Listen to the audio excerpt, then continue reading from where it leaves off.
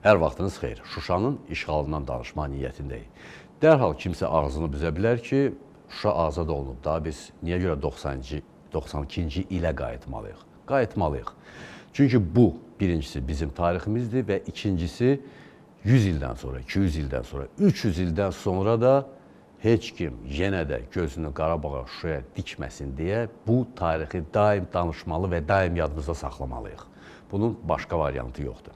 Elə ona görə də məhz 92-ci il may ayı və Şuşa ətrafında və Şuşada baş verən hadisələr. Studiyamızın qonağı da var və məhz bu şəxs həmin dövrlərdə o ərazidə yüksək vəzifədə işləmiş və ümumiyyətlə vəziyyətin necə olduğunu görən və bilən bir şəxs idi. Sadir Məmmədov istefada olan polis polkovniki real intervyudadır və Sadir müəllimlə məhz bu istiqamətdə danışma niyyətimiz var. Sadir müəllim, hər vaxtınız xeyir, xoş gəlmişsiniz. Sağ olun. Sadir müəllim, həmin dövrdə Qarabağda siz polis xəttində yüksək vəzifələrdəydiniz və faktiki olaraq istər siyasi nöqteyi nəzərdən, hərbi nöqteyi nəzərdən, təhlükəsizlik nöqteyi nəzərdən bütün məsələlərdən hali idiniz. May ayı 1992-ci il. Götürək mart, aprel, may. Aprel, may artıq çox gözəl bilirdi ki, həmin o ərazilərdə vəziyyət çox gərgindir və düşmən hər bir tərəfdən qüvvəsini toplayır və Şuşanı işğal eləmək istəyir. Çox. Birincisi, müəllim, o dövrdə deyim ki, sizə 1992-ci ildə mən orada artıq o vəziyyətin sərəncamdaydım. Necə oldu bu? Yadınızdadırsa, 1991-ci ildə 20 noyabrda ermənilər Qarakənd üzərində Azərbaycanın 18 nəfər dövlət xadimin, 4 nəfər də pilot helikopteri vurdular və bundan sonra 27 noyabr 91-ci ildə ləğv elədilər Dağlıq Qarabağ vilayəti. Bəli. Azərbaycan Ali Soveti. Və yaratdılar bir 24 rayonundan ibarət Daxili İşlər İdarəsi. Və o da Daxili İşlər İdarəsinin nazirinin mavini Tahir Əliyev oldu. 24 rayonun şəxsi heyəti 10.000-i keçirdi. Yəni, böyük qüvvə idi. Lakin buna baxmayaraq, ölkədə rəhbərlik çox zəif idi. Toparlana bilmir. Elə Ağdamda 5 könüllü dəstə vardı, bilirsiniz, Allah verdi, Bağırovdur, Qatır Məmməddir, General Ərşaddır, sonra orada Şirin Mirzəyevdir, Fred Asifdir, bu cür oğlanlar, onlar da qüvvə idi. Onlar da bir yerə toparlayan rəhbər sərkərdə yox idi. Başsızlıq idi. Və bundan da istifadə elədi ermənilər, sonra Xocalını işğal elədilər. Nə yapardı Şuşanın işğalına yol? 20 yanvardan başlamış vertolyot hadisəsi və 20 noyabrda. Bəli, 20 noyabr 91-ci il, sonra Xocalının işğalı, fevral bilirsiniz, 25-dən 26-sına keçən gecə, bütün bunlar artıq Respublikada ham hakimiyyət uğrunda təsəvvür edin. 1992-ci ildə 8 müdafiə naziri dəyişildi. 8 nəfər. O vaxtları polis özü qoruyurdu. Mən rəis olanda 4 dənə postumuz vardı. Biri türmə tərəfdən, biri Şuşukənd tərəfdən, biri Zastavada, Daşaltı tərəfdən, biri də Manıçarovun kariyeri tərəfdən orada bir doldurur. Cəmaat özü qoruyurdu, xalq özü növbələrə düzmüşdük. Cəmaat özü silahları gəlirdi, qoruyurdular. Özə nə ilə? Qoşarülə ilə, təhlülə ilə. Erməni də doğrudan qorxurdu. Lakin o ölkədəki o hakimiyyət uğrunda mübarizə, başçılıq eləyən yoxudur. Bu şey havz yarandı. Bundan istifadə edən ermənilər gəldilər. Görün nə oldu Şuşanın aqibəti. 480 nəfər, 81 nəfər şəhid verdi. 1860 nəfər yaralandı. 68 nəfərin hələ taliyi məlum deyil.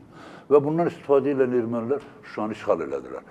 Çünki hələ vertolyot hadisəsində 1991-ci il 20 noyabrda Polyaniskanı Təllibov göndərmişdi hadisə yerinə. Mən hadisə yerində yaxınlaşdım, soruşdum ki, Viktor Petroviç, bunun axırı nə olacaq? Dedim, Amedov, Şuşa Ukavo, Qarabağ Unavo. Şuşa kimdəsə, Qarabağ. Belə bir söz işlətdi. Yəni ki, xalq qalmalıdır.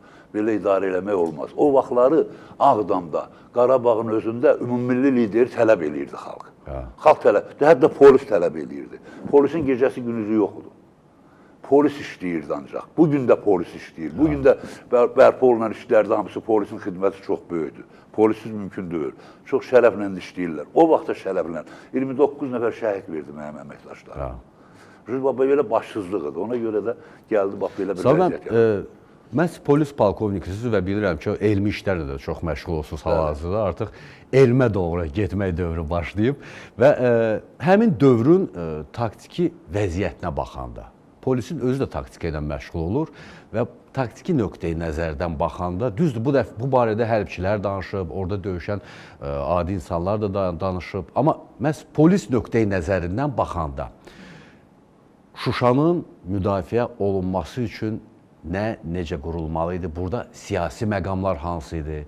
Hərbi məqamlar hansı idi? Bəlkə Xankəndinin özündə polis hansısa bir xüsusi əməliyyatlar keçirməli idi ki, bunun qarşısı alınsın? Nələr olmalı idi? Mən deyim sizə də, bax, mən 1989-cu ildə 15 noyabrda Qala Dərəsi deyilən bir kənd var. 5 erməni kəndi var idi Şuşada, getdi o dünyaya.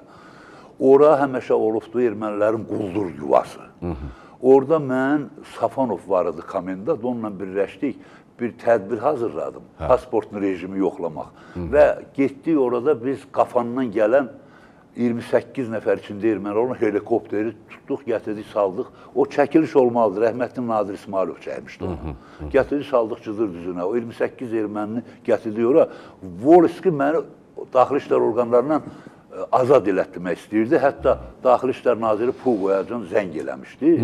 Yaxşı ki, o vaxtları Barannikov məni dəstəklədi. Birinci müavinidir burada. İndi tarixdir də bu olan şeylərdir.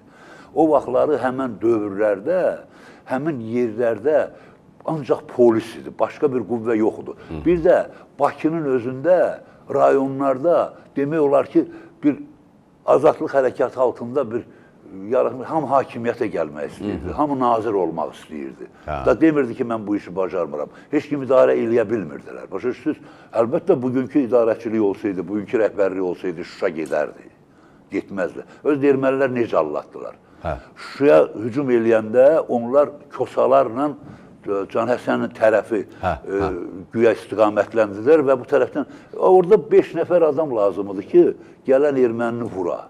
Şu kənddən daima top ateşini, topxana ki var, oradan daimi top ateşinə tuturdular Şuşanı. Manuçarovun kariyeri vardı, onun yanından o sağlam. Bir də o postumuz vardı, eko postumuz. Bax, orada zastava idi. Orada postumuz. Adicə tüfəklərlə biz polis olaraq oranı qoruyurduq. Ermənilər də öz Şuşa cəmaatı özü qoruyurdu. Mən deyərdim ki, o cəmaatın hamısı milli qəhrəmandır. Orada yaşayan o vaxtki əhalinin hamısı. Rayfonun həyətində, o vaxtları nə deyirdilər ona? Onun həyətində bir top düzəltmişdi, rəhmətli Mikayıl Gözəlovla. Bu top buludları dağıdan topudur. Həmin topuna mərmi qoyurduq, bir ayın olanda bir dənə Xankəndinə mərmi buraxan kimi elə bil ki, Qurbanın gölünə daş atırdıq. Belə bir vəziyyətdə biz Şuşanı qoruyurduq. Ancaq bu ki, gəldi ki, bu hərəkat ki, nə bilim, o vaxtlar Müdafiə Naziri Qaziyev idi də, gələk ki də. O gəldi Şuşada dedi, mən başıma güllə vuraram. Sonra 7 nəfər orada hərbiçi həlak oldu. Yadımda. Hərbiçilərin içərisinə bir intriqa düşdü, münaqişə düşdü. Yenə də polis qaldı əldə. Mənim o vaxt 4 nəfər polis əməkdaşımı Xankəndindən gedəndə o axrana idi, o maaş almaq üçün məvacib. Girov götürmüşdülər. Niyə? O vaxtları bu Ağca kəndimiz var, oranın birinci katibi vardı, Ağacanyan Vladimir. Onu götürmüşdür, 4 nəfər polis üçün mənimkiləri götürmüşdür ki, onu dəyişələr. Ağdamdakı o bütün dəstələr ki var idi, rəhmətli Şirin Mirzəyev idi, Allah verdi Bağırov'du, Filiz Asif idi, Ərşadıdır, Qatır Məmməddir. Onun çox xidmətləri oldu. Qatır Məmməd, Allah Yavuz deyirdi ona. Yadımda. Onlara mən informasiyalar verirdim. Bugün haranı vurma, bütün informasiyaları mən verirdim. Onların bütün hərəkətləri mənim informasiyalarla işləyirdi. Bir yerdə işləyirdi. Sonradan ki, bu gəldi, bu hakimiyyət davası düşdü 92-ci ildə. Biri dedi nazir olacağım, biri dedi komitə sədri olacağım. İdarə elm olunmadı və belə bir vəziyyət yarandı. Elə polis özü qoruyurdu da, öz erməni qorxurdu. Bunu bir vacib nüans kimi qəbul etmək olarmı? Yoxsa orada hər halda siz orada polis əməkdaşı, bilirəm ki, Qarabağda o dövrdə bir polis idi, faktiki olaraq hər hadisədən xəbərdar olan, bir də təhlükəsizlik xidmətləri, xüsusi təhlükəsizlik. Bilirəm ki, bu iki struktur həmişə çox vacib məlumatları olurdu. Bəli. Məhz həmin o dövrdə polis işlədiyinizə görə sizdə hansısa vacib məlumatlar var idi ki, məhz bu məlumatın müqabilində demək olar ki, bax, vacib nüanslar bunlar idi ki, bu nüansların müqabilində biz Şuşanı qoruya bilərdik. Bax, məsələn, biz o vaxtları məlumatlar verirdik ki, Xankəndinə Xocalı aeroportu vasitəsilə erməni qüvvələri axışır, silah gətirirlər. Bunların hamısı arxivdə var. Yazılı surətdə, rəsmi olaraq mənim də öz məlumatlarım var. Nə qədər erməni gəlirdi, harada yerləşirdilər, o 5 kənd vardı Şuşada. Qala Dərəsidir, Yeksaoxudur, Daşaltı idi də, bunlar hamısı Kirov deyirdilər.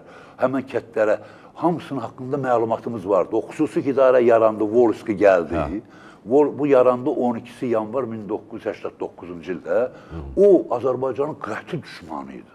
12 min Azərbaycanını bir gecədə Xankəndindən çıxartdı. Bəli, deportasiya elədi. Sonra ki, bu Gevorkovu çıxartdılar 88-ci yerinə bir Petrosyan qoydular. O da Aqropromusa. O, bilirsiniz kim idi? O Pagasyan. O Pagasyan Kurum təşkilatının, hansı ki, Daşnaq Tütün Partiyasının qoluydu da Qarabağda. Kurum təşkilatının rəhbəri idi. Onu qoyandan sonra Azərbaycan polisi orada xidmət edən polisləri Allah'tı çıxartdı ki, biz özümüz burada stabillik yaradacağıq. Və bundan sonraki ermənilər başladı axışmağa. Bir gün mən idarəyə gəldim. Daxili İşlər İdarəsi səhər-səhər. Girdim növbətçi hissəyə. O vaxt Mədətyan var idi, dejurnu. Gördüm ki, rasiya ümumi işləyir, hərdən birdən bir xışıltı gəlir.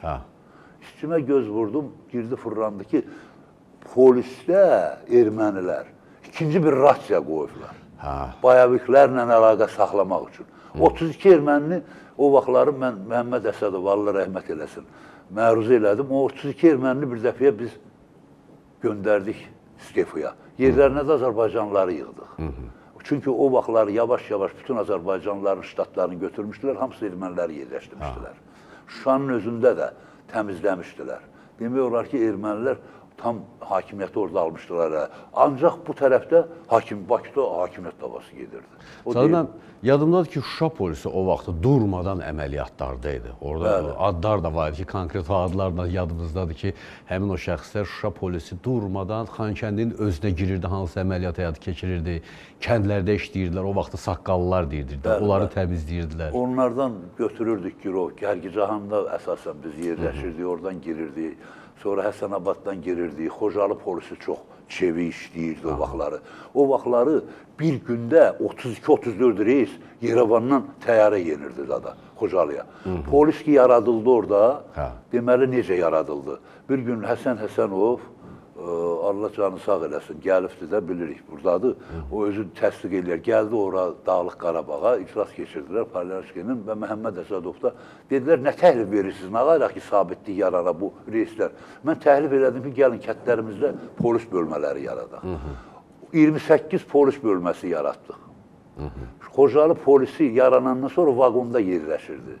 Həmən reislərin qarşısını aldıq, gündə 1, 2, 3 reysi. Sonra həftədə 2, sonra da nəqliyyat polisi yarandı orada.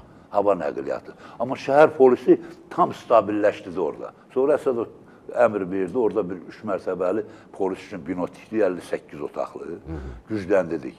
O vaxtları cəmaat, Xocalı cəmaatına nə qədər hücumlar olmuşdu. Heç vaxt girişə bilməmişdilər.